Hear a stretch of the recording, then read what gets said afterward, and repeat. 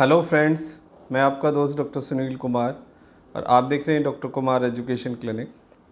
आज हम बात करेंगे कि जो हड्डियों का जो कैंसर है वो बहुत कॉमन तो नहीं है, लेकिन बहुत सारे लोगों को हड्डियों की टीबी या हड्डियों का कैंसर या हड्डियों में आपने देखा होगा कि कई बार हमें गांठ बन जाती है, स्वेलिंग हो जाती है और स्वेलिंग बढ़ती रहती है, काफ़ी हार्डनेस होती है, दर्द होता है। लेकिन कैंसर, बोन का कैंसर ना तो बहुत कॉमन है और ना ही उसके बारे में बहुत ज़्यादा लोगों को जानकारी है।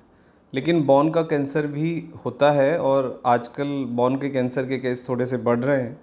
उसका कारण तो लाइफ स्टाइल और पॉल्यूशन या कहें या फिर एक्सरसाइज का कम होना, और उसके पीछे कुछ जेनेटिक रीज़न भी होते हैं। तो बोन कैंसर के जो सिम्टम्स हैं वो विजिबली तो सिम्टम्स ये हैं कि आपको जो लेंदी बोन्स होते हैं, जो लंबे हड्डियां होती हैं, उसके अंदर आपको कैंसर हो सकता है।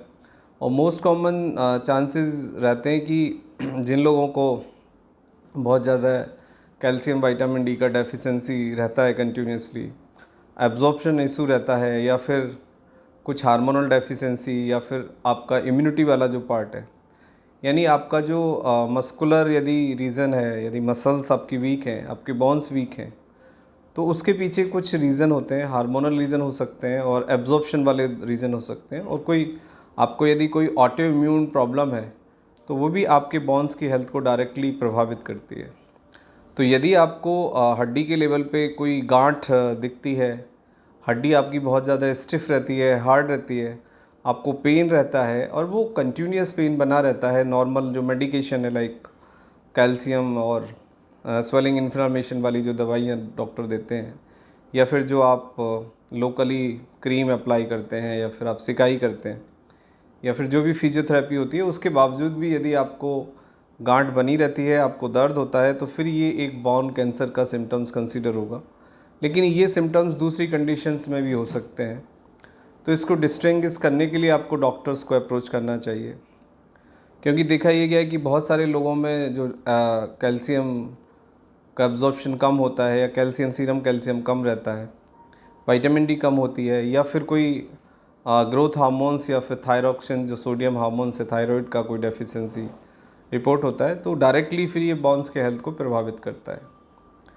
कॉजेज़ में मोस्ट कॉमन कॉजेज़ आपका कोई भी इन्फेक्शन का कारण, एब्जॉर्प्शन एक रीज़न है, हार्मोनल डिसीज़ कोई रीज़न हो सकता है, जेनेटिक एक रीज़न होता है उसमें, और दूसरा कोई मस्कुलर कनेक्टिव टिश्यू का डिसीज़ या बोन्स का डिसीज़ लंबे समय तक प्रोलॉन्ग करे और कोई इन्फ्लामेशन यदि बना रहे, तो फिर वो बोन कैंसर में चेंज हो सकता है।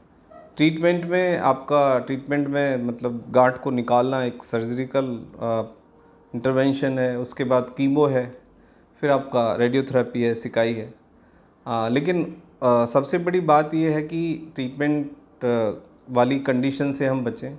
रिस्क फैक्टर में यही रिस्क फैक्टर है कि आपकी हड्डियां कमज़ोर रह सकते हैं और आपकी जो रिकवरी है वो कई बार कंप्लीटली नहीं होती, तो आप कमज़ोरी महसूस करते हैं और होल लाइफ आप एक रिस्ट्रिक्टेड लाइफ जीते हैं।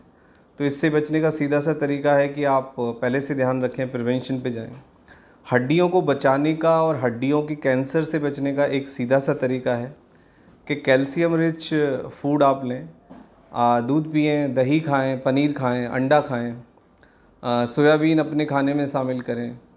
और यदि आप यंग हैं तो यंग बच्चों को एक पर्टिकुलर अमाउंट यानी 1 से 2 चम्मच यदि प्योर घी एडिशनली मिले तो बहुत अच्छी बात है, क्योंकि हमें बोन्स के मोबिलाइजेशन के लिए घी की आवश्यकता होती है। और जो विटामिन्स आपके बोन्स को कम्प्लीमेंट करती हैं वो विटामिन ई, डी, ई और के आपके फैट से ही मिलती हैं। तो फैट थोड़ा सा यंग बच्चों के उसमें रख सकते हैं। मिल्क में और कर्ड में सभी कुछ होता है, तो आप दही खा सकते हैं, दूध पी सकते हैं, एग ले सकते हैं। तो ये सारी चीज़ें हैं। और सोयाबीन के अंदर अच्छा कैल्शियम और आपका प्रोटीन होता है। फिर आप चना खा सकते हैं बॉईल करके, और चीनी की जगह आप चुनाव करें गुड़ शक्कर का। सो नेचुरल जो गुड़ शक्कर है उसमें बहुत अच्छा कैल्शियम होता है। चने के अंदर बहुत अच्छा कैल्शियम, आयरन और फॉलिक एसिड और मिलेगा, आपको प्रोटीन मिलेगा। तो ये फूड आप रखें अपने खाने में, और जॉइंट्स की मूवमेंट एक्सरसाइज करें, तो इससे आपके बोन्स के मोबिलाइजेशन भी बना रहेगा और बोन्स का जो हेल्थ है वो भी बना रहेगा। अब बोन्स का जो हेल्थ है वो बहुत इम्पॉर्टेंट है आपके लिए, लेकिन हम बहुत ज़्यादा नेगलेक्ट करते हैं बोन्स के हेल्थ के लिए। बोन्स के हेल्थ के लिए बहुत ज़्यादा वेट लिफ्टिंग की आवश्यकता नहीं होती है। आप हल्के वेट से रिपीटिशन करें, हल्के वेट से एक्सरसाइज करें, वॉकिंग करें, और जॉइंट की जो रोटेशन एक्सरसाइज है clock wise anti clock wise, वो आपके बोन्स के हेल्थ को काफ़ी मदद करती है, मोबिलाइजेशन को बनाए रखती है। और बोन्स के अंदर जो मोबिलाइजेशन है, जो एब्जॉर्प्शन है मिनरल्स का, विटामिन्स का और कैल्शियम का, वो पूरा बना रहता है और उसकी डेफिशिएंसी नहीं होती, तो आप बोन कैंसर से बच सकते हैं। Thank you very much and take care yourself.